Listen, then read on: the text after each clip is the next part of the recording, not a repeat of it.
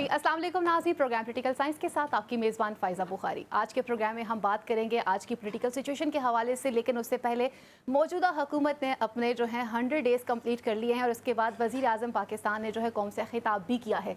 इस खिताब के दौरान उन्होंने फ़लस्तीन के हवाले से भी बात की है, कश्मीर के हवाले से बात भी की है। मज़ीद उनका ये भी कहना था कि आइंदा आने वाले दिनों में हम अब IMF के पास नहीं जाएंगे, हमें उनके प्रोग्राम की ज़रूरत नहीं आएगी। मज़ीद उनका ये भी कहना था कि हम सरमायाकारी को पाकिस्तान लेकर आ रहे हैं, लेकिन यहाँ पे कई सवालात सामने आते हैं कि इससे पहले ये बयान इसहाक डार साहब ने भी दिया था जब वो वज़ीर ख़जाना हुआ करते थे, लेकिन उसके बावजूद हमें IMF के पास जाना पड़ा। और इसी के साथ साथ हमारी आइंदा आने वाले दिनों में पॉलिसीज़ क्या होंगी, हम किस तरह से IMF के इन शराइत से या उस चुंगल से बाहर आ सकते हैं।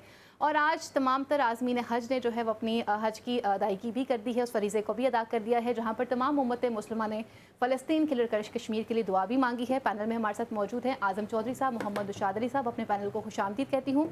आज़म चौधरी साहब, आज मौजूदा हुकूमत ने अपने 100 डेज़ कम्प्लीट किए हैं और प्राइम मिनिस्टर ऑफ पाकिस्तान ने आज कौम से खिताब भी किया है। आप इस खिताब को किस तरह से देखते हैं? और जिस तरह से सबसे पहले उन्होंने फ़लस्तीन और कश्मीर की बात की है, तो मैं चाहूँगी कि आप उसी से स्टार्ट कीजिए कि हमारी खारजा पॉलिसी, सफारती ताल्लुकात को आप किस तरह से देखते हैं? और अगर हम कश्मीर के हवाले से बात करते हैं तो फिर इंडिया सामने आ जाता है, और फ़लस्तीन के हवाले से आप किस तरह से देखते हैं चीज़ों को? बिस्मिल्लाहिर्रहमानिर्रहीम। बहुत शुक्रिया फ़ायज़ा। देखिए, सबसे पहले तो 100 दिन मुकम्मल होने पे जो वज़ीर आज़म साहब ने तकरीर की है, तो 100 दिन के अंदर क्या कारकर्दगी रही है इस हुकूमत की। उन्होंने तो बुलंदो बांग दावे किए हैं कि IMF से हम छुटकारा पा लेंगे।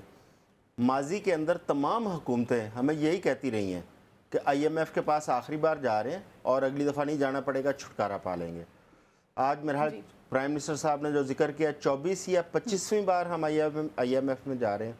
एक दफ़ा गई है PTI, और वो जो 24 बार या 23 बार ये लोग गए हैं, सारा मलबा उस एक हुकूमत पे या एक उस दौर के ऊपर डाल दिया जाता है। भाई, चाहे PTI हो, चाहे मुस्लिम लीग हो, चाहे पीपल्स पार्टी हो, आपको IMF में जब आप शुरू में गए थे, बहुत सारे ममालक हैं जिसमें हमारे हमसाया ममालक भी हैं, वो अगर एक या दो दफ़ा गए हैं, उन्होंने उसके बाद चाहे मुश्किल टाइम गुजारा, चाहे अपनी पॉलिसीज़ ऐसी वजह की कि उन्हें दोबारा IMF के पास जाने की ज़रूरत ना पड़े। उन्होंने हकीकी मानों में अपने कशकोल तोड़े। हमने क्या किया है, हम हर दफ़ा कशकोल का साइज़ बड़ा कर लेते हैं। अब प्राइम मिनिस्टर साहब कहते हैं कि मैं जिस मुल्क में भी जाता हूँ, मैं सबसे पहले उनको जाके कहता हूँ जी मैं कर्ज मांगने नहीं आया। ये हमारे लिए कितनी शर्म की बात है कि सारी दुनिया वो हमें समझ रही है कि हम मांगने आते हैं।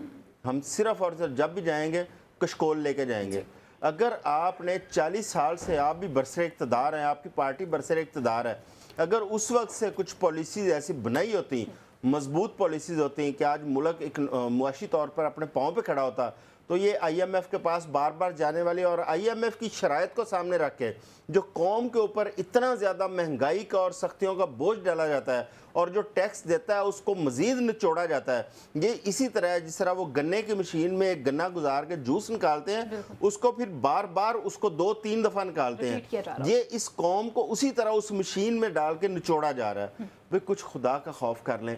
आपने 100 दिन के अंदर, हमने तो सिर्फ आपकी जो पूरी तकरीर है उसके अंदर यही देखा है कि आपने सिर्फ बातें ही बताई हैं कि ये होगा, ये होगा, ये होगा।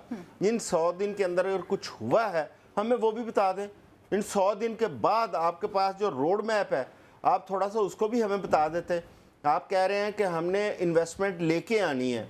भाई, जब आ जाएगी, जब माजी में आप हुकूमत में थे उस वक्त भी आप इन्वेस्टमेंट लेगी। अभी चंद साल पहले आपकी 16 माह की हुकूमत थी। उन 16 माह के अंदर आप क्या लेके आए थे जो अब आप हमें 3 साल के नवीस सुना रहे हैं? और जो बजट आपने हमारे ऊपर इस वक्त हमारे सर पे लटका दिया तलवार, वो बजट जो है आप 3 साल में कह रहे हैं मुल्क ठीक होगा। 3 साल में मैं समझता हूँ ये कौम इस काबिल नहीं रहेगी कि ये सांस भी ले पाए, ये जितना सख्त बजट आपने दिया है। नौशाद साहब, आज के 100 डेज़ कंप्लीट होने पे गवर्नमेंट को आप क्या समझते हैं, उनकी कारकर्दगी को किस तरह से देखते हैं? एंड सेकेंडली, जो बात की है प्राइम मिनिस्टर ऑफ पाकिस्तान ने कि अब हमें IMF के प्लान की तरफ नहीं जाना पड़ेगा, उसकी ज़रूरत पेश नहीं आएगी आइंदा आने वाले दिनों में, आप समझते हैं कि ये प्रैक्टिकली मुमकिन हो सकेगा कि हम IMF की शराइत की तरफ ना बढ़ सकें या उस प्रोग्राम की तरफ दोबारा ना जा सकें? बिस्मिल्लाहिर्रहमानिर्रहीम। यकीनन ये मुमकिन हो पाएगा, लेकिन उसकी एक शर्त है। वो शर्त ये है कि जिस तरह 2018 में IMF से छुटकारा हासिल किया गया था नवाज शरीफ की हुकूमत में, और उसके बाद जैसे ही ये मामला सामने नज़र आ चुका था کہ پاکستان جو ہے معاشی طور پر اتنا مضبوط ہو چکا تھا کہ وہ IMF کا آخری پروگرام بنتا تھا اور اس کی چیزیں طے بھی تھیں. میں چونکہ پریویو ہوں اس معاملات کے اندر، ان معاشی سٹیپ میں اس وقت اسلام آباد میں تھا اور میں بہت سی چیزوں کو جانتا بھی ہوں، دیکھ بھی رہا تھا. تو اس وقت ایک جسے کہتے ہیں ایک وہ آپ کو یاد ہوگا خلائی مخلوق کا ایک معاملہ شروع ہوا تھا. جی بالکل. تو اس طرح کے معاملات نے آپ کو پھر ڈی ٹریک کر دیا. میں پاکستان تحریک انصاف کی حکومت کو دوش نہیں دینا چاہتا اس بات کے اوپر کہ وہ IMF کے پاس کیوں گئے. یقیناً اس وقت جو حالات بن چکے تھے حکومت کے پاس شاید چارہ نہیں تھا. ہاں میں ان سے اس چیز پہ اختلاف ضرور کر سکتا ہوں کہ ان کو ٹائملی چلے جانا چاہیے تھا، تھوڑا لیٹ کر دیا تھا. اس کے اوپر میرا نہیں خیال کہ کوئی ڈس ایگریمنٹ ہے. وہ دیر ہونے سے پھر معاملات مزید بگڑے. لیکن یہ جو میں جب آپ سے یہ بات کہہ رہا ہوں کہ ہاں ہم IMF کو یہ کشکول توڑ سکتے ہیں، یقیناً توڑ سکتے ہیں، لیکن اس کے لیے ضروری ہے کہ آپ کے ہاں پالیسیوں میں تسلسل رہے. بالکل. بار بار چوہدری صاحب جو ہیں وہ 16 ماہ کی حکومت کو کوستے ہیں، ان کو یاد آتی ہے وہ 16 ماہ کی حکومت. دراصل یہ 16 ماہ کی حکومت ہی تھی جس نے ان معاشی جو پالیسیز کی بنیاد رکھی اور ان کا تسلسل انٹرم گورنمنٹ میں جاری رہا، جس کی وجہ سے آج آپ کو یہ پچھلے ہر فورٹ نائٹلی ہر 15 دن بعد آپ کو پیٹرول سستا ہوتا نظر آ رہا ہے. 30-40 روپے پیٹرول سستا ہو چکا ہے پچھلے 1.5 ماہ کے اندر. آج کل پرائم منسٹر نے 10 روپے صنعتوں کے لیے، یہ سمجھنے والی بات ہے. اس کو ذرا غور کرنے کی بات ہے اس کے اوپر کہ ان نامساعد معاشی حالات میں آج سے ٹھیک کچھ عرصہ پہلے یہ چوہدری صاحب نے مثال دی پاکستان تحریک انصاف کی اس حکومت کی. میں بتاتا ہوں اس حکومت کے دوران ان کے FBR کے چیئرمین تشبر زیدی صاحب وہ یہ بتا گئے تھے کہ جو ہے وہ ملک دیوالیہ ہو چکا ہے، ڈیفالٹ ہونے پر ہے، ڈیفالٹ سر پر کھڑا ہے. اور ہمیں معلوم ہے کہ اس کے بعد ایک خاص طرح کا پولیٹیکل سٹنٹ بنایا گیا اور اس کے بعد ملک کو جو ہے وہ دھکیل دیا گیا اس ڈیفالٹ کی طرف.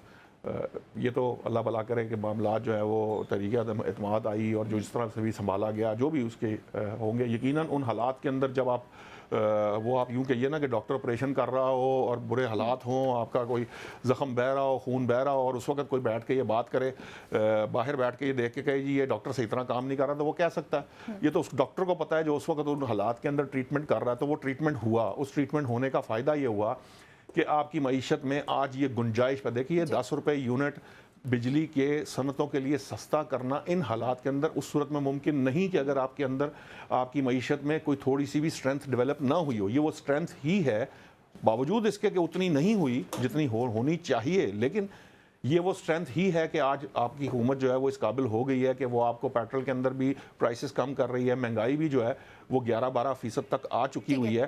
سو اس لیے میں یہ سمجھتا ہوں ہاں شرط پھر وہی ہے کہ جو آپ کا جمہوری پروسیس ہے وہ اپنے جو ایوولوشنری پروسیس کے تحت چلتا رہے. کسی کی حکومت گرانے یا کسی حکومت کے اندر انٹرونشن کرنے یا نت نئے حربے آزمانے یا تھرڈ پارٹی بنا کر لانے، یہ کام جب تک رکیں گے نہیں تب تک یہ معاملات ٹھیک نہیں ہوں گے. ٹھیک ہو گیا. اعظم صاحب، ایک طرف سے بتایا جاتا ہے کہ معاملات ٹھیک بھی ہو رہے ہیں، چیزوں کی قیمتوں میں کمی بھی ہو رہی ہے. ہم نے اس سے پہلے ماضی میں بھی دیکھا تھا کہ کچھ آرٹیفیشل طور کے اوپر چیزوں کی قیمتوں کو کنٹرول بھی کیا گیا تھا، لیکن کچھ دنوں بعد وہ پروگرام وہ چیزیں فلاپ ہوتی ہوئی بھی نظر آئی تھیں. ابھی جو ریفرنس دیا جا رہا ہے کہ پیٹرول کی قیمتوں میں کمی کی جا رہی ہے، مگر اس کے ساتھ ساتھ اگر دیکھا جائے تو بجلی کی قیمتوں میں تو اسی طرح سے اضافہ ہو رہا ہے. تو آپ اسے کس طرح سے دیکھتے ہیں؟ فائزہ، پیٹرول کی قیمتیں جو ہیں اس کو انہوں نے اٹیچ کیا ہوا ہے انٹرنیشنل مارکیٹ کے ساتھ. انٹرنیشنل مارکیٹ کے ساتھ جب سودے ہوتے ہیں تو 90 دن کے اندر ہمارے پاس وہ شپمنٹ آتی ہے جو یہاں پہ جس کی ترسیل شروع ہوتی ہے. تو لہٰذا پیٹرول کی قیمت ہمیشہ انٹرنیشنل مارکیٹ کی جو اتار چڑھاؤ ہیں اس کے ساتھ منسلک کر کے پیٹرول کی قیمت میں کمی بیشی کی جاتی ہے. اور پچھلے کئی دنوں سے پیٹرول کی قیمت مسلسل انٹرنیشنل مارکیٹ میں نیچے آ رہی ہے. اب تک میرا خیال ہے $8 یا $10 پر بیرل تک قیمت نیچے آ چکی ہے. اگر ہم اس ریشو سے بات کریں تو ابھی بھی ہمیں پیٹرول پاکستان کے اندر بہت مہنگا مل رہا ہے. دوسری بات یہ ہے ایک جانب قیمت کم کرنے کا کہا گیا ہے، دوسری جانب جو لیوی ہے وہ 60 روپے سے بڑھا کے 80 روپے کرنے کا بجٹ کے اندر ہمیں بتا دیا گیا ہے. چاہے وہ ایسا لیوی کو لاگو کریں گے لیکن وہ 20 روپے مزید ہمارے اوپر لاگو ہونے ہیں. لیکن 80 روپے تو سیدھے ہم نے لیوی کی مد میں دینے ہیں، اس کے بعد باقی ٹیکسیشن ڈال کے پھر قیمت کی پرائس جو ہے فکس کر کے وہ ہمیں دی جانی ہے. ایک تو یہ ایشو ہے. دوسرا ہے بجلی کا ایشو. ایک جانب پیٹرول کی قیمت دیکھیں، آج بجٹ سے پہلے جو اوگرا کی سمری سجیشن تھی وہ 15 रुपए की थी, लेकिन कीमत कम की गई 4 रुपए कुछ पैसे। और उसके बाद ये बजट गुजरने के बाद, क्योंकि बजट इतना सख्त है कि उसमें गवर्नमेंट का ख्याल था कि शायद हम पेट्रोल की कीमत कम करेंगे तो शायद कौम को थोड़ा सा खुशी मिल जाएगी, लेकिन उस बजट को मद्देनजर रखते हुए इस पेट्रोल की कीमत से कोई फर्क नहीं पड़ना। दूसरी बात यह कि आप बिजली की कीमत 5 रुपए पर यूनिट बढ़ा रहे हैं घरेलू सार्फिन के लिए। जब आप बिजली 5 रुपए महंगी कर देंगे, पेट्रोल की कीमत तो 15 दिन बाद तब्दील होनी है। बिजली की कीमत जो आप हमारे सर पे एक बम गिरा रहे हैं वो तो चलनी है आगे, पता नहीं कब तक अगली आपकी, जब तक अगला डिसीजन नहीं करते यूनिट कम करने का। हाँ, जो इंडस्ट्री के लिए 10 रुपए कम किए गए हैं वो एक अच्छा इकदाम है। इस पर मैं बार बार बात भी कर चुका हूँ कि अगर आपने सब्सिडी की मद में जाना है, आप टारगेटेड सब्सिडी पे जाएं, जहाँ पे आपको ज़रूरत है वहाँ पे दें, लेकिन जो घरेलू सार्फिन है उनके लिए बिजली इस कदर महंगी ना करें कि वो एक बल्ब और एक पंखे से महरूम हो जाए। आपको याद है कश्मीर के अंदर जो इशू उठा, उसके अंदर 2 मेजर उनके पॉइंट थे, एक बिजली और एक आटा। अगर आप वहाँ पर बिजली उनको 3 रुपए से 6 रुपए यूनिट दे सकते हैं, तो हम वहाँ पे जितने का यूनिट है उससे ज़्यादा पैसे हमारे हर 15-20 दिन बाद बढ़ा दिए जाते हैं। भी कुछ खुदा का खौफ करें, ये पाकिस्तान के अंदर जो लोग रहते हैं ये भी पाकिस्तानी हैं, ये भी इस कौम का हिस्सा है। आप इनको भी थोड़ा सा इंसानी तरीके से ट्रीट करें, और बिजली के ऊपर अगर आप सस्ते जो सोर्सेज हैं उसकी तरफ जाएं। बार बार हम IPPs की बात कर चुके हैं, आपके पास एक ही इसका जवाब है जी, IPPs के साथ जो मुआहदे हैं उसकी वजह से हम बिजली सस्ती नहीं कर सकते। भाई आप उन मुआहदों को रिव्यू करें, आप वो जो माजी में आपने किए थे, अगर उस वक्त गलतियां की गई हैं उनको सुधारें। इस कौम के ऊपर जो एक अजाब की सूरत में IPPs के मुआहदे मुसल्लत है उनको ख़त्म कर दें आप। और जो इस वक्त सोलर में जा रहे हैं लोग, उनको एनकरेज करें ताकि अपनी प्रोडक्शन हो, बिजली सस्ती होगी। आपके बेशुमार मसाइल जो है बिजली से मुंसलिक हैं, वो बहुत सारे मसाइल आपके वैसे ही हल हो जाते हैं। नुशाद साहब, अगेन जैसे हमने पहले भी प्रोग्राम में बात की थी कि हम चाहते हैं कि इंडस्ट्रियलिस्ट जो हैं वो अपनी इंडस्ट्री को बहाल करें, लेकिन ये कैसे मुमकिन होगा कि अभी जिसने कहा कि बाकायदा बिजली में कुछ कमी भी की जा रही है कीमतों के हवाले से, लेकिन वो घरेलू सारिफिन जिनका से जेन्युइन इशू बन चुका हुआ है। अगर सोलर की तरफ जाते हैं तो वहाँ पे हमें मीटरिंग का सिस्टम ही अलग नज़र आ रहा है। पहले नेट मीटरिंग की बात की जाती थी, फिर ग्रॉस मीटरिंग की बात की गई है। तो आप क्या समझते हैं कि इस सिचुएशन में हमारी पॉलिसीज़ क्या होनी चाहिए? और जैसे आपने एक पॉलिसी का मेंशन किया था, क्या अब माजी की बातों को छोड़कर मौजूदा हुकूमत कोई लॉन्ग टर्म पॉलिसी अपनाते हुए बनाते हुए नज़र आ रही है आपको? अच्छा, 2 बातें मैं पहले कर दूं, फिर आपके सवाल की तरफ आता हूँ। पहली बात तो ये कि चौधरी साहब ने खुद बताया था कि ये जो इंटरनेशनल आप बाइंग करते हैं ये कुछ माह पर मुहित होती है। तो अगर जून में प्राइसेस कम होंगी तो उसका इम्पैक्ट आपको 1-2 माह बाद नज़र आएगा। ये जो प्राइसेस पेट्रोल की कम हो रही हैं वो इसीलिए कम की जा रही हैं कि जो भी प्राइस वहाँ पे इंटरनेशनल प्राइस से आपको जो भी बचत मिलेगी वो मिलती रहेगी, और स्टेप बाय स्टेप कम होता चला जाएगा पेट्रोल। और जो वहाँ पर इंटरनेशनल प्राइसेस आज जून में अगर फर्ज करें कम हुई हैं तो वो भी 1-2 माह में हो जाएंगी। ये जो 5 रुपए यूनिट बढ़े हैं, बेसिक प्रॉब्लम ये है कि ये भी लिंक्ड हैं उसके साथ जो आपकी इंटरनेशनल पेट्रोल प्राइस, क्योंकि ये मामला हमारे साथ, हम जो ये IPP वाला मामला है ना, और ये जो थर्मल बिजली है, ये उसने हमें मुसीबत डाली हुई है। जो कश्मीर के अंदर भी बिजली है ना, चूंकि वो हाइडल, वहाँ से हाइडल पैदा होती है, इसलिए हाइडल आपको सस्ती पड़ती है। तो वो ये कहते हैं कि आप चूंकि हमारे यहाँ से बिजली ले रहे हैं, ये इतने की आपको पड़ती है, इतने की हमें दें, हम पे एक्स्ट्रा टैक्सेस ना लगाएं, और एक्स्ट्रा हमें ज़रूरत नहीं है थर्मल को ऐड करने की, या थर्मल के पैसे भी हम पे ऐड, लेकिन जबकि हमें वो थर्मल के पैसे देने पड़ते हैं। जो सोलर का मामला है, जब उसमें पहली बात यह है कि वो हुकूमत ने क्लैरिफाई कर दिया है कि जी वो कोई ग्रॉस मीटरिंग और इस तरह का कोई प्रपोजल नहीं है, नेट मीटरिंग है, और हम सोलर की हौसला अफजाई करेंगे जो करनी चाहिए। वो आपको 1 टाइम कॉस्ट के बाद फ्री बिजली है। तो हमें हाइडल के भी 4 पैसे लगते हैं उसके बनाने में, ये तो अवाम खुद जो है वो लगा रही है। आपको तो उनको कर्ज दे के, स्टेट का तो लागी कुछ नहीं, हाँ, आपको तो उनको लोनिंग करनी चाहिए, और लोन करके आपको कहना चाहिए जी आप लगाते चले जाएं, ताकि हमारे पास बिजली जो है, आप देखिए पूरे पाकिस्तान के अंदर जितने आपके खानदान हैं और या जितने घर हैं, अगर इनके छतों पे या स्कूलों में, गवर्नमेंट बिल्डिंग्स में और इन जगह पे आपको लग जाए, आपकी तो बिजली आप एक्सपोर्ट करना शुरू कर देंगे। दूसरी बात यह है कि ये IPP वाला मामला जो भी है, भाई हम देखिए इस चीज़ को हम इस पर एग्री नहीं कर सकते, आप मान लेते हैं, ہیں. یہ آرگیومنٹ ہم مان لیتے ہیں کہ جب آپ نے آئی پی پیز کی تھے اس وقت حالات بہت خراب تھے, جو بھی حالات تھے جن حالات کی بنیاد پہ ہوا, لیکن معاہدے ریویو ہوتے ہیں, اور خاص طور پر جس چیز کی اب طلب ہی نہیں رہی, جس چیز کو لینے کو کوئی تیار نہیں ہے, جو جس قیمت کی وہ آئی پی پیز بات کرتے ہیں وہ ہمارے لیے افورڈیبل ہی نہیں ہے, تو کہیں ہمیں بھی تو بات کرنی نا. ہم انسان ہیں, پاکستانی ہیں, ہمارے حقوق ہیں, ہمارے حقوق کے مد نظر آپ ان سے بات کریں کہ یہ انسانوں کے حقوق کے مد نظر آپ کو تھوڑا سا سمجھیں بات کو, کہ آپ نے تو جتنے کا پلانٹ لگایا تھا, چاہے وہ نکارا ہی لا کے رکھ دیا تھا, اس نے بھی اتنے پیسے کما کے دے دیے جتنے آپ کو انڈسٹری سے نہیں ملے. یہی کچھ ہم کر رہے ہیں جس کی وجہ سے آج ہم اس حال کو پہنچے ہیں.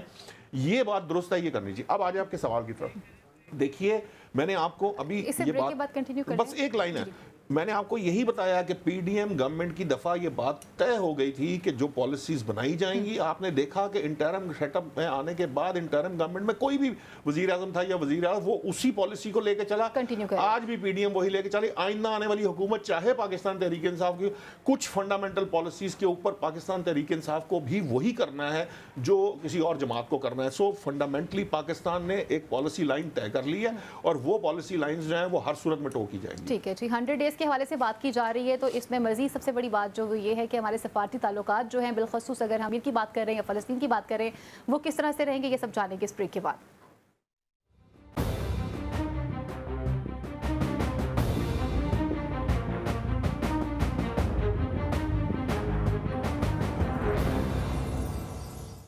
جی ویلکم بیک ناظرین. اب جہاں پہ بات کی جا رہی ہے بجٹ کے حوالے سے, وہیں پر سب سے بڑا سوالیہ نشان یہ نظر آ رہا ہے کہ آیا پاکستان پیپلز پارٹی جو ہے وہ اس وقت جب بجٹ پہ ڈیبیٹ کی جائے گی تو کیا وہ حکومت کا ساتھ دے گی, نہیں دے گی. اور سب سے بڑی بات, جس طرح سے ٹیکسز میں اضافہ کر دیا گیا ہے, کیا ایک عام بندہ اتنے ٹیکس دے سکے گا. اور آج کی سب سے بڑی خبر یہ بھی رہی ہے کہ وہ تمام افراد جو نان فائلر ہیں ان کے گھر سے بجلی اور گیس کے میٹر بھی اتارے جا سکتے ہیں. یہ حکومت کی طرف سے آرڈر بھی جاری کر دیا گیا ہے, بیرون ملک سفر بھی نہیں کر سکتے ہیں. اگر آپ نے بیرون ملک سفر کرنا ہے تو اس سے پہلے آپ کو فائلر ہونا پڑے گا. تو یہاں پاکستان پیپلز پارٹی کا کلیدی کردار کس طرح سے رہے گا, کیونکہ اس سے پہلے بجٹ سیشن کے دوران بھی وہ لوگ ناراض ہوئے تھے اور انہوں نے کہا تھا کہ ہمیں تو بتایا ہی نہیں گیا کہ بجٹ کس طرح سے ترتیب دیا گیا ہے. اعظم چودھری صاحب, 100 ڈیز کے حوالے سے بات کی جا رہی تھی, تو میں چاہوں گی کہ اس سے پہلے اگر ہم بجٹ پہ بات کریں یا فائلر نان فائلر کی طرف آئیں, تو ہمارے جو سفارتی تعلقات ہیں, آج انہوں نے کہا کہ ہم فلسطین کے لیے بھی آواز اٹھاتے ہیں, کشمیر کے لیے بھی آواز اٹھاتے ہیں, تو یہاں ہمارے سفارتی تعلقات کو آپ کس طرح سے دیکھتے ہیں؟ اچھا, یہ میرے لیے کوئی اتنی وہ امید افزا بات نہیں ہے. اس کی وجہ یہ ہے کہ پچھلے چند سالوں سے پالیسی شفٹنگ ہم دیکھ رہے ہیں جی, چاہے وہ کشمیر کا معاملہ ہے, چاہے وہ فلسطین کا معاملہ ہے. دیکھیں, جب کشمیر کے اندر اس کا سٹیٹس چینج کیا گیا ہے کہ نیا قانون وہاں پہ بنا کے, اس وقت بھی ہماری جس طرح مؤثر آواز ہونی چاہیے تھی, ہماری وہ آواز ہمیں نہ سنائی دی نہ نظر آئی. آج بھی کشمیر کے اوپر ہم دبی سی بات کرتے ہیں. تب تک کشمیر جو ہے وہ ہمیں امید تھی کہ ہمارے ساتھ ہے, ہم کشمیر حاصل کرنے میں کامیاب ہوں گے, جب تک ہماری ایک اگریسو پالیسی رہی ہے. جب سے ہم تھوڑے سبمسو ہوئے ہیں, آپ کو انڈیا آپ کے اوپر چڑھتا ہوا, ڈومینیٹ کرتا ہوا نظر آ رہا ہے. ہمیں اپنی پالیسیز کو واپس وہیں پہ جانا پڑے گا. ہمیں چاہے فلسطین کا معاملہ ہو, چاہے کشمیر کا معاملہ ہو, ہمیں اس پہ اگر ہم کمپرومائز کرتے ہیں تو وہ کسی نے تسلیم نہیں کرنا, نہ آپ کی قوم نے تسلیم کرنا ہے اور نہ آپ کو اس کا کوئی فائدہ پہنچنا ہے. آپ کو اگر آپ اس امید پہ ہیں کہ مودی کے ہوتے ہوئے آپ کو کشمیر مل جائے گا یا کشمیر کے حوالے سے کوئی اچھی خبر ملے گی, میں نہیں سمجھتا کہ ہندوتوا کا ایک وہاں پہ پرچار کرنے والا وزیر اعظم ہو, RSS کا جو نمائندہ ہو, وہ مسلمانوں کے لیے کوئی 1% بھی سافٹ کارنر رکھے. یہ آؤٹ آف کویسچن ہے. آپ اس کی دونوں حکومتیں پچھلی اٹھا کے دیکھ لیں. پاکستان کے حوالے سے اس کی پالیسی کہہ رہی ہے, اس نے تمام انتخاب جو ہے وہ اینٹی اسلام اور اینٹی پاکستان ایجنڈے کے اوپر لڑا ہے. تو اس سے آپ امید کرتے ہیں کہ کشمیر جو ہے وہ پیار محبت سے آپ کو ملے گا. آپ ماضی کے اندر تھوڑا اگریسو ہو کے کھڑے ہوتے تھے اور اس کا آپ کو ہمیشہ فائدہ پہنچا تھا. اسی طرح فلسطین کے حوالے سے آپ دیکھیں کہ ہماری اس وقت ہمیں کمپرومائز پالیسی نظر آ رہی ہے. صرف پاکستان نہیں, پوری مسلم امہ کی ہمیں کمپرومائز پالیسی نظر آ رہی ہے, جس کا نقصان کیا ہوا ہے, ہمارے 40,000 بہن بھائی وہاں پہ شہید ہو چکے ہیں. اور پورا غزہ, رفح کا علاقہ, غزہ کا علاقہ وہ اس وقت کھنڈر کا ڈھیر بن گیا, صرف اور صرف ہماری ان کمپرومائز پالیسیز کی وجہ سے مسلم امہ کی. اگر ہمیں یہاں پہ تھوڑا سا ہم سٹینڈ لیتے, ہم مغربی پریشر کو خاطر میں نہ لاتے, تو ہم شاید اپنے فلسطینی بہن بھائیوں کو بچانے میں یا اس خطے کو بچانے میں کامیاب ہوتے. अब हम क्या कर रहे हैं, सिर्फ दुआओं तक महदूद रह गए हैं। हमारी जो हुकूमतें हैं तमाम, पाकिस्तान समेत तमाम हुकूमतें, वो उनका किरदार जो वहाँ पे लोग तवक्को कर रहे थे, क्योंकि फ़लस्तीन के लोग जब भी वो इमदाद के लिए देते वो पाकिस्तान को ज़रूर पुकारते हैं, आज भी पुकारते हैं, लेकिन वो उनको उस तरह सपोर्ट नहीं मिली। लेकिन हम कम से कम जो बच गए हैं उनके लिए तो कुछ कर पाएँ, उनके लिए तो कम से कम अपने उस प्रिंसिपल स्टैंड पे वापस चले जाएं, खड़े हो जाएं, क्योंकि ये कौम पूरा इसके अंदर जो है ना, इसके रोम रोम में कश्मीर और फ़लस्तीन की मोहब्बत वो बसी हुई है। ये कौम उस पर कभी कंप्रोमाइज़ नहीं करेगी। ठीक है नौशाद साहब, अगर हम कश्मीर और फ़लस्तीन के हवाले से बात करते हैं, और जैसे प्राइम मिनिस्टर ने आज अपने खिताब का स्टार्ट ही यहाँ से लिया था, तो आप क्या समझते हैं कि हमारी जो खारजा पॉलिसीज़ हैं, हमारे सफारती ताल्लुकात हैं, वो किस तरह से होने चाहिए, और दुनिया के सामने आलमी सतह के ऊपर हम इन इश्यूज़ को किस तरह से हमें हाईलाइट करना चाहिए, जहाँ जहाँ जो कमियाँ रह गई हैं उन्हें किस तरह से पूरा किया जा सकता है? देखिए चौधरी साहब की बात बिल्कुल दुरुस्त है कि वहाँ जो मोदी की हुकूमत है जी, उससे तो आपको कोई खैर की तवक्को कर नहीं सकते। वो तो हिंदुत्वा की फ़रोग़ दे रहा है, उसका हालांकि रिबटल भी आ चुका है, बावजूद इसके कि उसने वहाँ का पूरा मीडिया ख़रीद रखा था, उसने सोशल मीडिया पे करोड़ों डॉलर की जो है वो कैंपेन्स रन की, इसके बावजूद लोगों ने वहाँ रिटेलिएट किया है।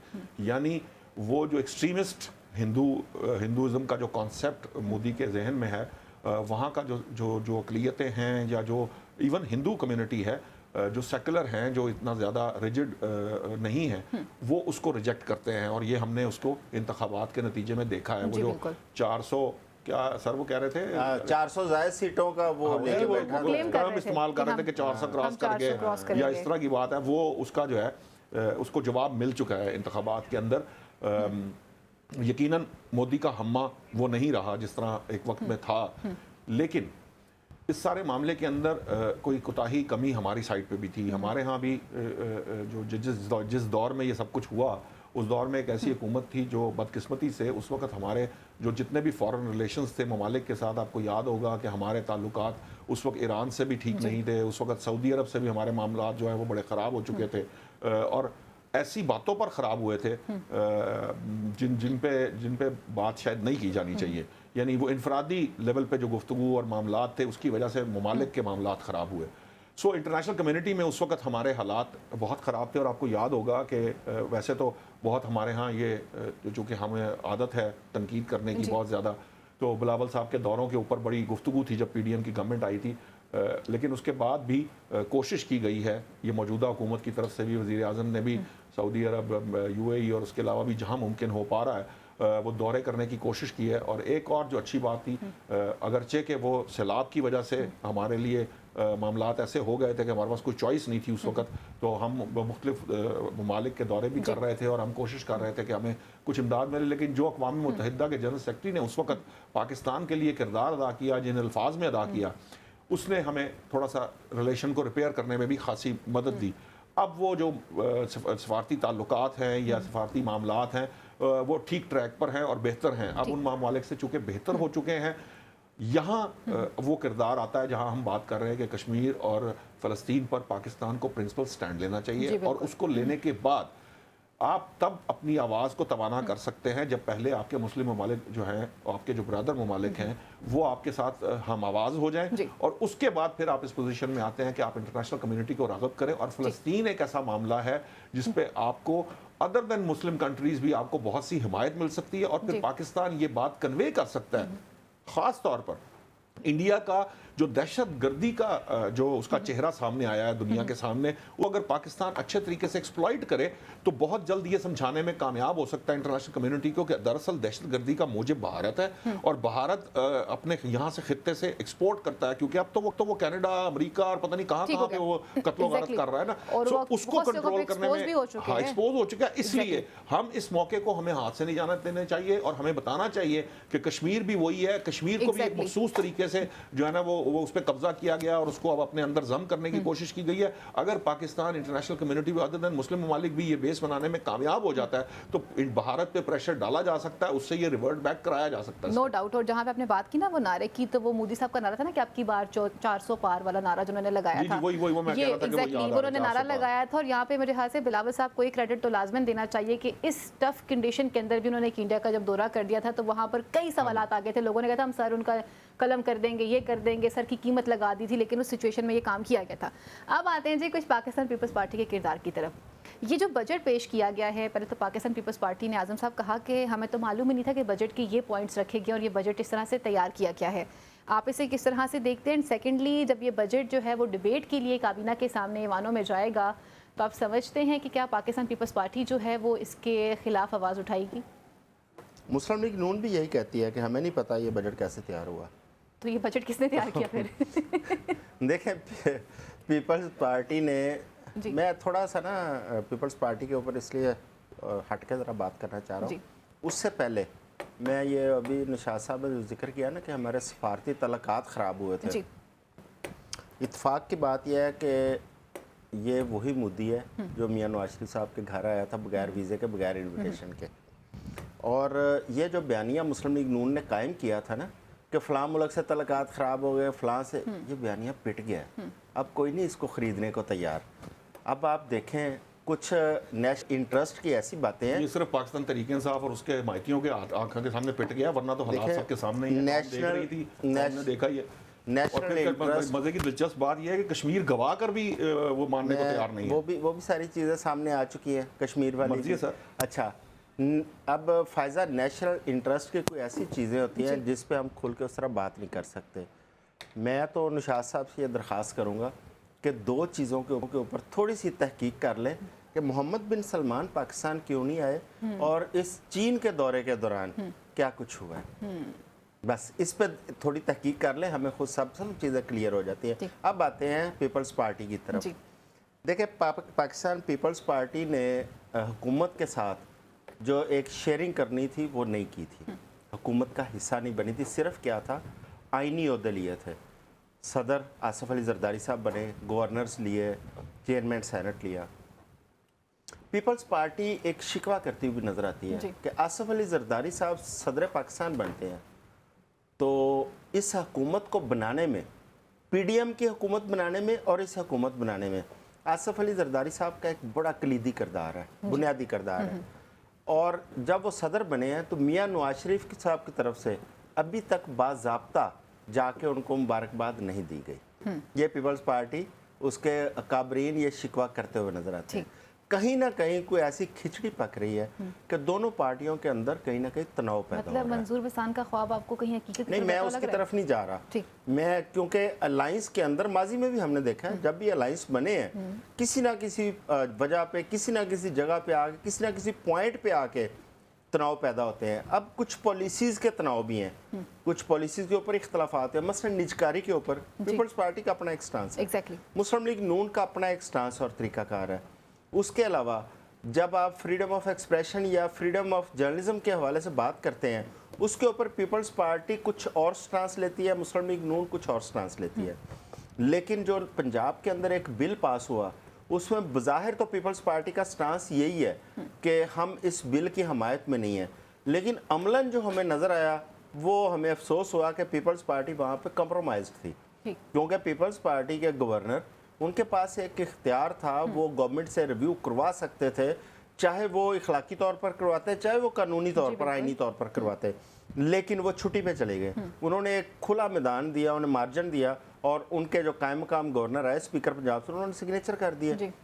اگر پیپلز پارٹی عملی طور پہ یہاں پہ کردار ادا کرتی ہمیں وہ نظر آتا، وہ ہمیں نظر نہیں آیا۔ اب وفاق کے اندر جب بجٹ کی باری آئی ہے تو خورشید شاہ صاحب کی گفتگو تھی کہ وہ بجٹ کے اوپر انہوں نے اعتراضات کیے، انہوں نے کہا کہ ہمارے ساتھ مشاورت نہیں کی گئی۔ بھئی اگر آپ کے ساتھ مشاورت نہیں کی گئی، جو آپ کے اختلافی پوائنٹس ہیں وہ تو کم سے کم سامنے لے کے آئیں۔ پھر دوسری بات یہ ہے کہ آپ چاہے کہیں مانیں یا نہ مانیں، لیکن قوم کی نظر میں آپ گورنمنٹ کا حصہ ہیں، چاہے آپ آئینی عہدے لے کے بیٹھے ہیں لیکن آپ اس الائنس میں شامل ہیں، اس حکومت کا حصہ ہیں۔ تو اس کے اندر جو بجٹ میں بہت سخت ایسے شرائط لگائی گئی ہیں ٹیکسیشن کے حوالے سے یا باقی جو قابل اعتراض ہیں، تو وہاں پہ پوسٹ بجٹ جو سیشن ہونے ہیں آپ ان کے اندر اپنا کردار ادا کریں، وہ بھی قوم کے سامنے آ جائے گا۔ لیکن اگر صرف زبانی جمع خرچ سے کام چلانا ہے اور جو چیزیں آپ کی آلریڈی طے ہو چکی ہیں ان کے اوپر باہر آ کے اختلاف کرنا ہے، پارلیمنٹ کے اندر ساتھ دینا ہے، تو پھر اس طرح تو نہیں چیزیں چلیں گی۔ نشاط صاحب، पाकिस्तान पीपल्स पार्टी के किरदार को आप किस तरह से देख रहे हैं कि क्या इस वक्त जो बजट पेश किया गया है, क्योंकि पाकिस्तान पीपल्स पार्टी जो है वो जमात ने हमेशा आइन के हवाले से बात की है, आइन की बालादस्ती के हवाले से बात की है और एक आम बंदे की भी बात की है हाउस में खड़े होकर, रोटी कपड़ा मकान जिनका मंशूर है। तो आप समझते हैं कि ये जो बजट है जब इस पर डिबेट की जाएगी तो पाकिस्तान पीपल्स पार्टी की तरफ से वहाँ से कोई इसके ऊपर रेजिस्टेंस आ सकती है? देखिए, पहली बात तो ये है, मैं ये पीपल्स पार्टी वाले मामले पे आता हूँ। मैं ज़रा वो फिर सफारती ताल्लुकात के बारे में थोड़ा सा मैंने खासी तहकीक की हुई है। मोहम्मद बिन सलमान साहब के दौरे पे ना आने की और चीन के दौरे के ऊपर भी मुझे बहुत अच्छे तरीके से इल्म है। बहुत सारे लोग जो उस दौरे में साथ थे, मेरी उनसे बड़ी डिटेल डिस्कशंस भी हुई हैं। पहली बात तो ये है कि उनका इन दौरों से कोई ताल्लुक नहीं है। दूसरी बात ये, जब ये ताल्लुकात ख़राब हुए थे, मैंने जब बात कही थी कि ताल्लुकात ख़राब किए गए तो वो सबके सामने हैं, वो कुछ छुपे हुए नहीं हैं। और हमने अमेरिका में खड़े होकर चोर चोर की नारे लगाते हुए भी किसी शख्स को देखा था जो खुद उस मुल्क का वज़ीर-ए-आज़म जिसे मुल्क को जो बदनाम करते थे। ये एक अलग डिबेट है। आज अगर कोई दौरा नहीं होगा या उसकी कोई वजूहात होंगी, वो मुख्तलिफ हो सकती हैं, लेकिन ओवरऑल आपके जो सफारती ताल्लुकात हैं दुनिया के साथ, वो पहले से बहुत ज़्यादा बेहतर हैं और बहुत सारी उसमें उम्मीद अफजा चीज़ें भी हैं। इसलिए मैं शायद अब ये डिबेट लंबी हो जाएगी कि हम उस तरफ जाएँ। लेकिन बाकी रही बात, देखिए, पाकिस्तान पीपल्स पार्टी इत्तेहादी जमात है।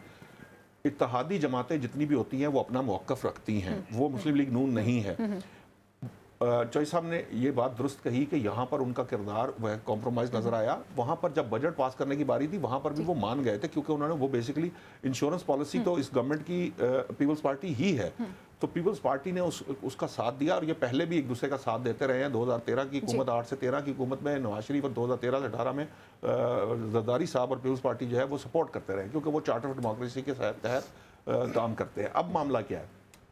देखिए, ये बात दुरुस्त है कि अगर फ़र्ज़ कीजिए कि नून लीग की हुकूमत के किसी इक़दाम के ऊपर उनको प्रॉब्लम है, तो वो उनको बजट सेशन में उठाना चाहिए, उस पर डिबेट करनी चाहिए और फिर जो उसके अंदर तरामीम होंगी वो सबके सामने आ जाएंगी।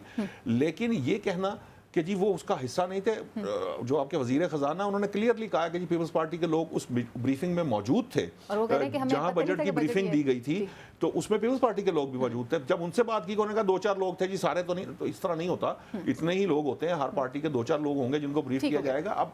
अब मसला ये है कि ये सारी चीज़ें जिस पे हम बहस कर रहे हैं, ये इसीलिए पार्लियामान बनाई गई है, इसीलिए जमातें वहाँ पे हैं, इसीलिए वहाँ पर ये फोरम बनाया, वहाँ पे बैठ के बात करें।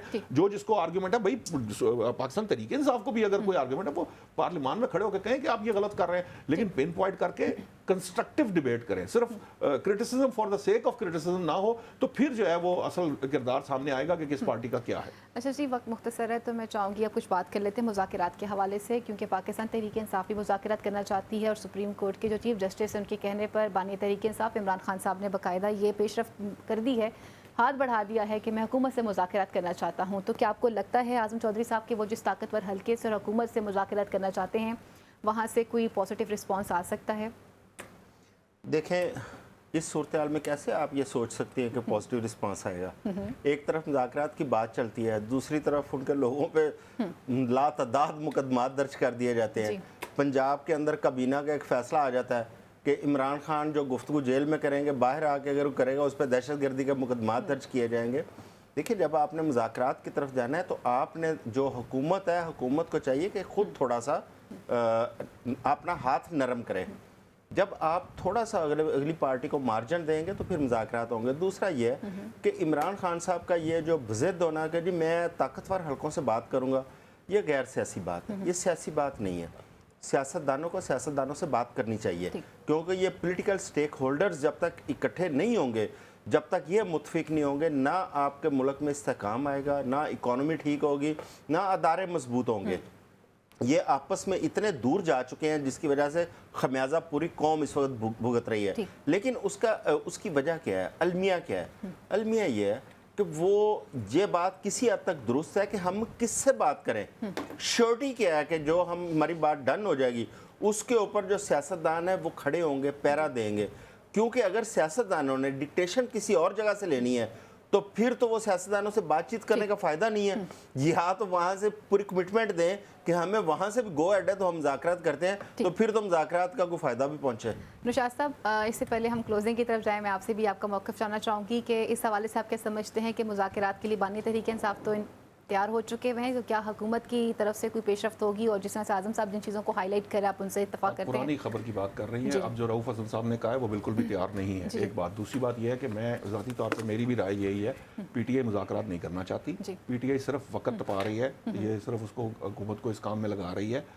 अदरवाइज़ उसने जो राना सनाउल्लाह साहब ने कहा था वो नए किसी 9 मई की प्लानिंग कर रही है। मुझे नहीं मालूम कि ऐसा हो रहा है कि नहीं हो रहा, लेकिन ये फिलहाल बाइंग टैक्टिक्स है। अच्छा, वो तो पूरा मुज़ाकरात मैंने पाकिस्तान एहतजाज की तरीके बात कर रहे इंसाफ थे। करना ही नहीं चाहती। चौधरी साहब की बात बड़ी खूबसूरती के साथ उन्होंने डिफेंड किया इस बात को, लेकिन बदकिस्मती से मुज़ाकरात की रजामंदी जो इमरान खान ने जो जाहिर की थी उसके बाद कोई गिरफ्तारी नहीं हुई। ये उससे पहले के सारे किस्से हैं, तो उन किस्सों के साथ बानी तहरीक इंसाफ ने जेल में ये बात कही, और ये बैरिस्टर गौहर साहब ने बाहर आकर बताई कि जी इमरान खान साहब ये चाहते हैं, और उन्होंने उसके अंदर बंदा भी पॉइंट आउट किया कि वो अचकज़ई साहब होंगे। अब बड़ी दिलचस्प बात है, अचकज़ई साहब को तो तेल लगा दिया उन्होंने, ये आज ये गुफ्तगू करके रऊफ़ हसन साहब ने उनको फारिग करा दिया उस जो तहरीक आईन पाकिस्तान थी, क्योंकि उन्होंने एक इंटरव्यू दिया जिसके अंदर इन्होंने इस्टेब्लिशमेंट के खिलाफ उस तरह की बातें नहीं की जिस तरह की बेसिकली पाकिस्तान तहरीक इंसाफ उनसे एक्सपेक्ट कर रही है। सो मसला क्या है? मसला ये है कि ये तहरीक आईन पाकिस्तान बचाने की नहीं है, ये किसी और मामले की है, और मामलात वो उसी तरह से हल करना चाहते हैं जिस फोकस और जिस बांग्लादेश और कतर और सारा कुछ वो उसी पैटर्न के ऊपर आगे बढ़ना चाहते चलिए, ठीक हो हैं। गया, सो मुज़ाकरात ये सिर्फ ऐसे ही वक्ती सी कार्रवाई है, वक्त टपाने के लिए। मुज़ाकरात की बात भी की जा रही है और पाकिस्तान तहरीक इंसाफ के अंदरूनी इख्तिलाफात भी नजर आ रहे हैं, क्योंकि बानी तहरीक इंसाफ तो अपनी ख्वाहिश का इजहार करते हैं कि मुज़ाकरात हो जाए, लेकिन फिर बाद में दीगर अरकान जब पार्टी के सामने आते हैं